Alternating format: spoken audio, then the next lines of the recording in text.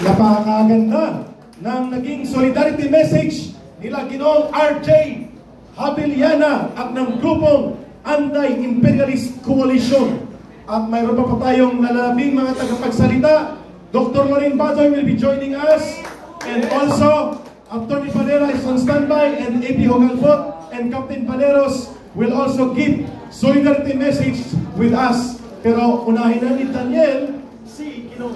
Thank you, Ka-RJ Habiliana, for this very descriptive reminder of the cost of war, no to war. Our next speaker is Mr. E.B. Hugalbot from Cebu, a political commentator joining us via Zoom. Let us welcome Mr. E.B. Hugalbot for his opening statement.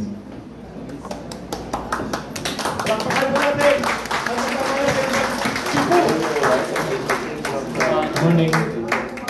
Problematic internet connection. We can hear you. Okay. You may proceed now, Ginoong E.B. Hugalbot. Eric and Daniel are the moderators. You may now proceed with your solidarity message, please. Yes, magandang umaga po sa lahat na nandito. And I'm very privileged na naimbita sa forum na ito alongside ng mga tinitingala natin ng mga the new or the old new patriots, Ka-Eric, Kamentong, and all the others. Yung pahayag ko, umpisahan ko na lang muna. I will center my statement to the statement of former UN Weapons Inspector and former U.S. Marine Intelligence Officer Scott Britton, when he told the Filipino people, America is not your friend. Ang mga Amerikano, and I'm not talking about the people, I'm talking about the deep state, the military, industrial, congressional complex, at kasama na rin yung academe at saka yung media. MIMAC na ang tawag niyan. Anong sabi ni Scott Britton sometime in June? Na ang sabi nga niya, ang Pilipinas ay tulad nga ng Ukraine at ng mga iba't ibang bansa, ginagawa lamang instrumento nito ng mga Amerikano para mapalawig ang kanilang military adventurism, yung military interventionism, in order to fuel their defense industry, which is a big chunk, or a big part of their economy. We go back 200 years, in the last 50 years, tigmaan lahat, halos, ang gusto ng Amerika. Kasi nga, ito yung ng yaman nila. So, bakit hindi natin kaibigan yung mga Amerikano? Number one, Reuters exposed na in 2020 to 2021, a Pentagon-funded propaganda campaign against Sinovac vaccine was actually perpetrated during those times. Not because Sinovac lacks the efficacy, but because they want to drag China to the mud, quote-unquote, according to the source of Reuters. Ibig sabihin, isihudan na kung ilang Pilipino, ilang libong Pilipino ang namatay, and I think a lot of Filipinos died because of vaccine hesitancy, dulot na nga nung information campaign or disinformation campaign na ginawa ng Pentagon. Ang problema, even our mainstream media just brushed it aside. Binanggit sa hearing on June 25 ng Senate Committee on Foreign Relations ni Senator Amy Marcos, pero walang nangyari. The afternoon, they spent in an executive session, pero walang informasyon, walang report si Senator Amy kung anong nangyari doon. That's number one. Number two, darating dito bukas si Department of Defense, US DOD Secretary Lloyd Austin. Kasama nga niya si US Secretary of State Antony Blinken and to discuss nga yung binanggit kanina na 2+2 intelligence gathering agreement ba yun of some sort. At saka binibida na rin nila yung $500 million nga raw na military aid to the Philippines. Pero ano nga ba yung military aid na yon? It's under the FMF program of the US Department of State. Ang FMF po ay foreign military funding. It's a program under the new State Department kung saan yung Secretary of State at saka Department of Defense Secretary mamimili ng mga bansa kung saan pwede nilang tulungan, no? In terms of military equipment o kung ano-ano dyan. But the problem with this, mga kababayan, ang FMF po, according to the website of the National Security and National Security and Defense Cooperation Agency ba yun? Yung FMF po, no? Dalawang klase yan. Merong isang grant, meaning hindi mo hindi babayaran ng beneficiary country, no? Walang bayad yung libre yun. Or in a form of a direct loan, which means babayaran mo. Yan ang hindi klaro. So dapat, yan ang dapat itanong natin bukas kina Secretary Blinken at Secretary Lloyd Austin. What is the nature of that 500 million military aid? Is it a grant which is free, or is it a loan to be repaid by the taxes of the Filipino people? Yun. Pangatlong argumento ko, no? At pangatlong premise ko, bakit hindi natin kaibigan ang mga Amerikano ng Indonesia. Itong 500 million FMF allocation for the Philippines was part of the larger $81 billion supplemental funding that was approved sometime in April 20 or 21 ata yun, just this year, no? By the House of Representatives in the US, nauna nga niya yung Senado. Pero ito mga kababayan, kung talaga bang kaibigan natin ang mga Amerikano, out of the 81 billion na approved funding na yun, 61 billion ay napupunta sa Ukraine. 61 billion. Ang napupunta sa Taiwan, in defense of Taiwan, quote na rin, no, is $18 billion. Ibig sabihin, 79, almost 80 billion of the 81 billion goes to just Taiwan and Ukraine. Ang sa atin, katiting lang, 500 million. That's just 0.63%. Not even 1% of the entire 81 billion funding. Kaibigan ka ba? Hindi nga umabot ng 1% yung ibibigay mo, at questionable ba kung libre ba yun or babayaran mo. So, again, let me reiterate my point. I'm not against the Americans per se or the American people. What I am against, and a lot of Americans are also against, is this continuing effort of the people in Washington, D.C. to project their forces, to project their military might in unsuspecting countries like the Philippines. Okay? Ayun na nga, no? Mr. Putin called us out because of the deployment of the Typhoon weapon systems. Immediately, nag-release ng statement yung AFP at saka yung mga unnamed military sources. Unnamed pa yan, that they will be returned back to the US in September. Ngayon, meron naman, pinakita na ni Kamentong kanina na baka i-extend daw beyond September. Mr. Putin actually called the American. You seem to have some internet connectivity issues.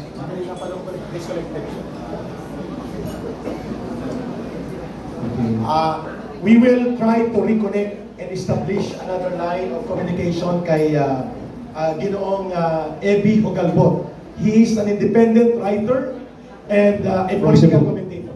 From Cebu. Nandiyan na? Wala pa. Kung alanganin pa po, we will try to get back to him.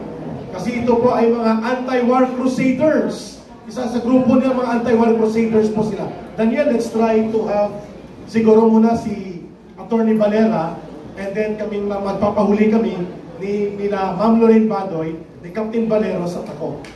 Let's try to have another Zoom. Kung pwede po, bigyan natin ng atensyon ito sapagkat mahalaga po itong pinag-uusapan natin. Okay? Let's try, Daniel, si Attorney Valera, pakilala mo. Thank you, Eric.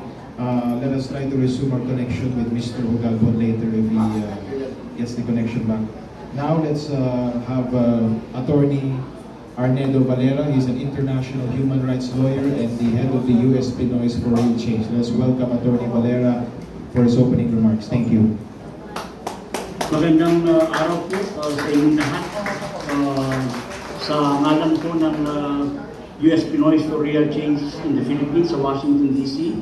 at hakbang ng Maisog USA sa New York, pinapapaabot po namin ang aming pakikiisa sa inyo, lalong-lalo na sa kilusan para sa tunay na kapayapaan sa Pilipinas.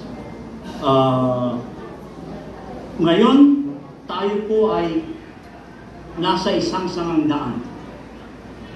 Isang sandali sa ating kasaysayan na tayong lahat ay nangangailangan ng pagdinilan at mapagpasyang aksyon. 2 taon na po ang nakakalipas sa administrasyon ni Pangulong BBM. Tayo po ay nasa bingit ng digmaan laban sa China. Ang nakababahalang sitwasyong ito ay malinaw na kaiba sa mga pangako noong kampanya at sa mga unang buwan ng kanyang pagkapangulo, kung saan ay maalala natin na tayo ay kaibigan ng lahat at kaaway ng wala, na sinasabing ito ang pinakamabuting makapaglilingkod sa ating pambansang interes. Naalala din natin yan nung tinanong si Pangulong BBM kung isasangkot ba nila ang Estados Unidos sa usapin ng South China Sea Dispute. At ang sinabi niya ay malinaw na ito ay isang recipe for disaster. Pero dapat nating itanong, bakit matapos ang 2 taon, tayo ngayon ay nasa bingit ng hidwaan sa China? Ang pangako ng pagkakaibigan at neutralidad ang dapat na gumabay sa ating ugnayang panlabas, sa ating pataharang panlabas, na tinitiyak na hindi tayo madadala sa mga geopolitical na alitan ng mga superpowers. Ang makisangkot sa isang potensyal na digmaan sa South China Sea o West Philippine Sea ay hindi po ito nagsisilbi sa ating pambansang interes. Ito ay isang maling landas na inilalayo tayo sa ating tunay na mga suliranin at prioridad sa ating bansa. Malinaw po ang ating saligang batas. Tinatanggihan natin ang digmaan bilang instrumento ng pambansang patakaran. Idinideklara natin na ang ating bansa ay isang zona na walang nuklear at pinagbabawal ang mga dayuhang tropa sa ating lupa. Gayunpaman, ngayon tayo ay may siyang na Enhanced Defense Cooperation Agreement or EDCA sites. Dekada na matapos natin tanggalin ang mga base militar ng Estados Unidos noong 1992. Patuloy pa rin tayong sumusunod sa Mutual Defense Treaty ng 1951 na isang labi ng Cold War. Bakit natin pinapayagan ang intermediate range missiles at iba pang mga sandatang masakran na maimbak sa ating teritoryong soberano? Ang mga aksyong ito po ay hindi naghahanda sa ating para sa kapayapaan. Bagkus ito ay naghahanda sa atin para sa digmaan.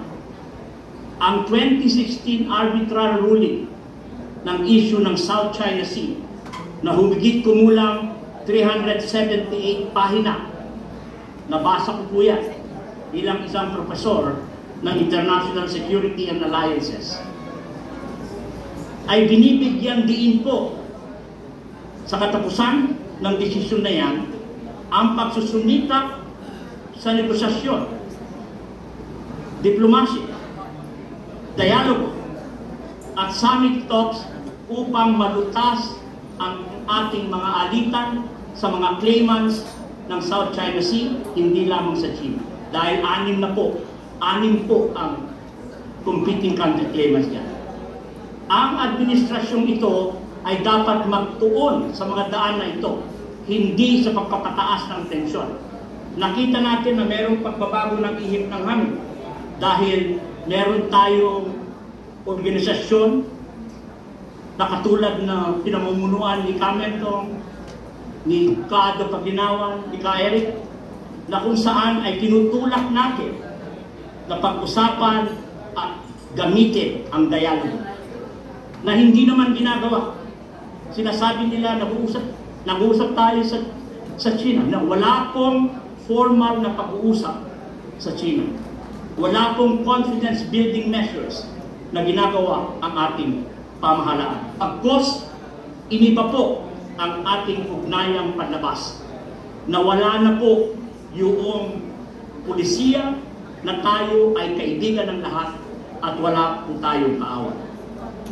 Ang ating tunay na focus, tama po ang sinasabi ng mga previous speakers, ay dapat sa pangunahing pangangailangan ng sambayanang Pilipino, lalo na ang mga nasa laylayan. Seguridad sa pagkain, paglikha ng trabaho, katarungan at pagkakataong pang-ekonomiya ang dapat na nasa unahan ng ating pambansang agenda. Ito ang mga pangako sa sambayanang Pilipino.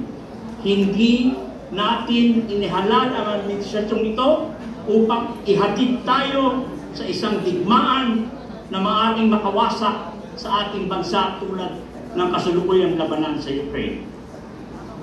8 dekada na po ang South China Sea dispute.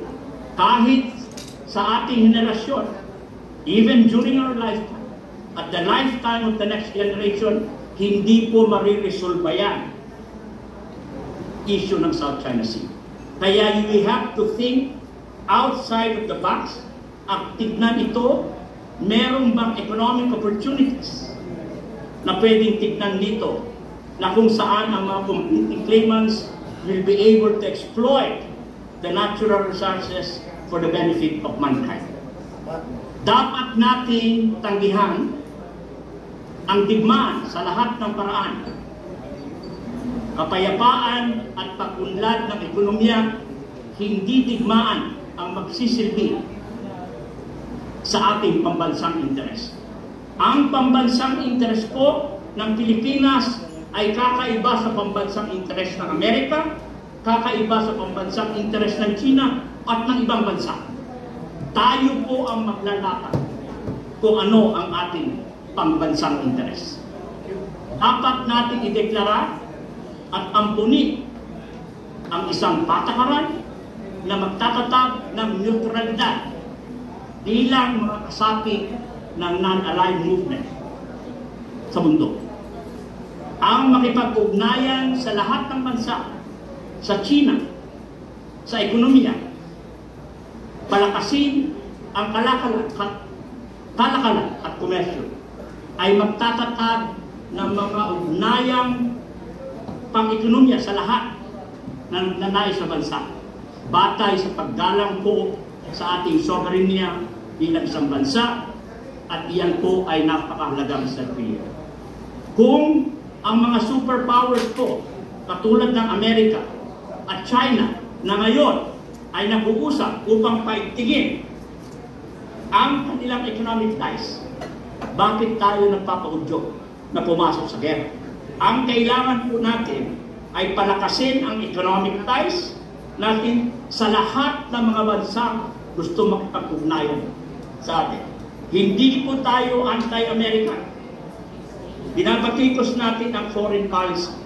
Tayo po ay bahagi ng pandaigdigang kilusan para sa kapayapaan. Peace movement. Bahagi po tayo niya. Pagyakap ng prinsipyo ng non-violence. Bahagi po tayo ng anti-war movement na napakalakas po dito sa Amerika. Babalikan po natin ang kasaysayan.